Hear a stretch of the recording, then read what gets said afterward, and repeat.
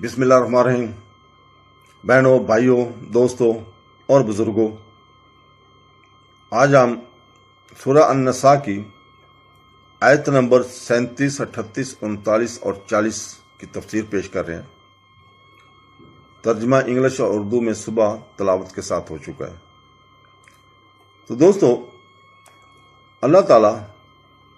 آیت نمبر 37 میں فرماتا ہے، جس کا ترجمہ ہے، وہ لوگ جو خود بخل کرتے ہیں اور دیگر لوگوں کو بخل کا کہتے ہیں اور اللہ نے جو انہیں اپنے فضل سے دیا ہے اسے چھپاتے ہیں، ان کے لیے شدت وعید ہے،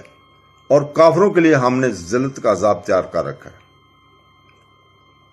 تو لعنت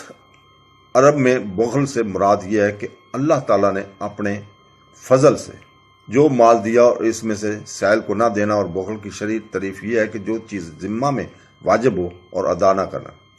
اور صدر الفاضل مولانا نعیم الدین مراد آبادی رحمۃ اللہ فرماتے ہیں کہ بخل یہ ہے کہ خود کھائے دوسرے کو نہ دے،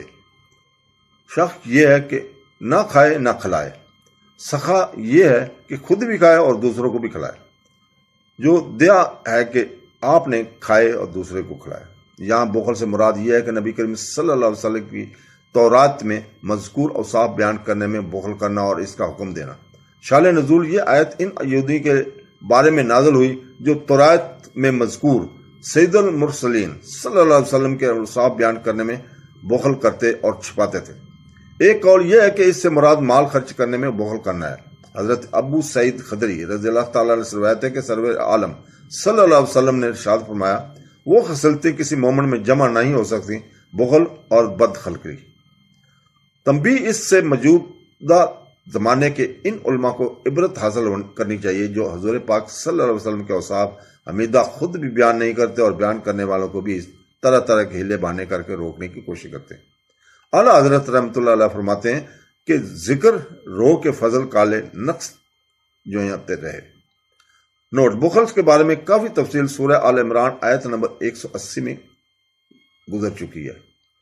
تو اس میں اور اللہ نے جو انہیں اپنے فضل سے دیا ہے اسے چھپاتے ہیں۔ اللہ تعالیٰ جو نعمت عطا فرمائے اسے اچھی نیت کے ساتھ موقع محل کے مناسبت سے حکمت کو سامنے رکھتے ہوئے ظاہر کرنا چاہیے۔ حضرت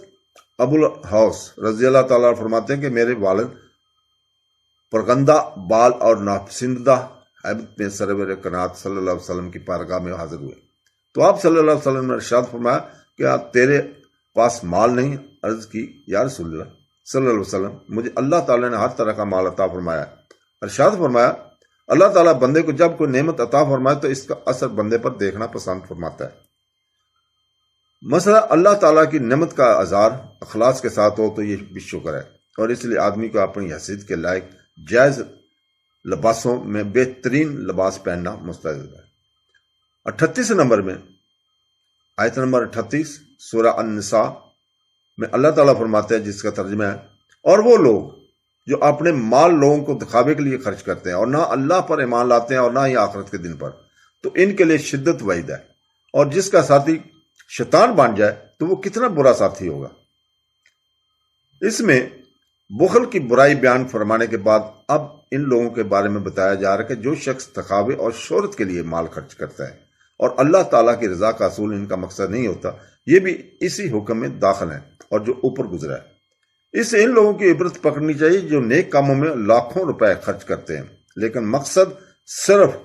واہ واہ کروانا ہوتا ہے، بصیرت خرید کرتے ہیں لیکن ساتھ یہ شرط رکھتے ہیں کہ اخبار میں خبر اور تصویر ضرور آنی چاہیے۔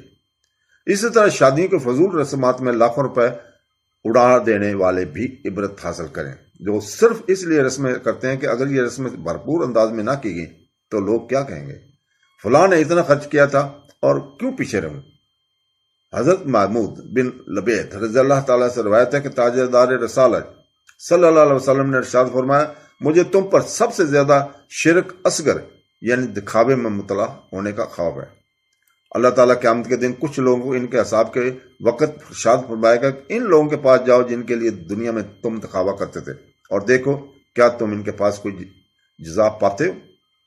حضرت عبداللہ بن عباس رضی اللہ تعالیٰ سے روایت ہے کہ رسول پاک صلی اللہ علیہ وسلم نے ارشاد فرمایا، بے شک جہنم میں ایک وادی ہے جس سے جہنم روزانہ 400 مرتبہ پناہ مانگتی ہے۔ اللہ تعالیٰ نے یہ وادی امت محمدیہ کے ان ریاکاروں کے لیے تیار کی ہے جو قرآن پاک کے حافظ، راہ خدا میں صدقہ کرنے والے، اللہ تعالیٰ کے گھر کے حاجی اور خدا ذوالجلال میں نکلنے والے ہوں گے، لیکن یہ سارے کام صرف ریاکاری کے لیے کر رہے ہوں گے۔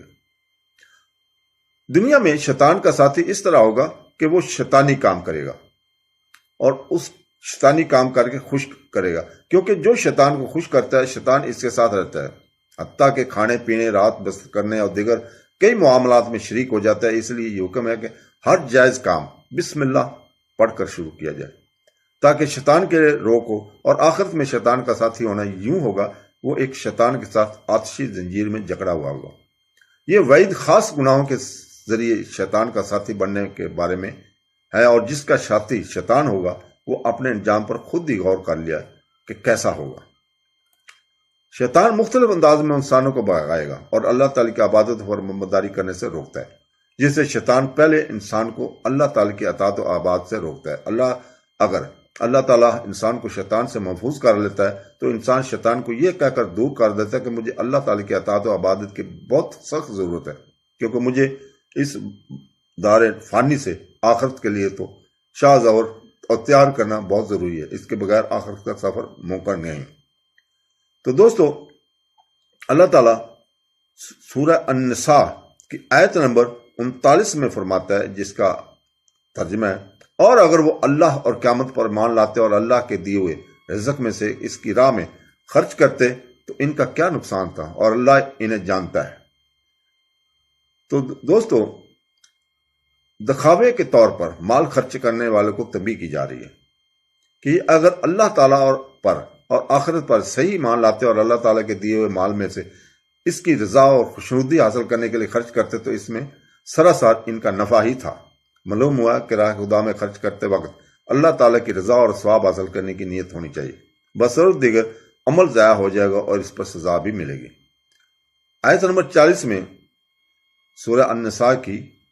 اللہ تعالیٰ فرماتا ہے، جس کا ترجمہ ہے، بے شک اللہ ایک ذرا برابر ظلم نہیں فرماتا، اور اگر کوئی نیکی ہو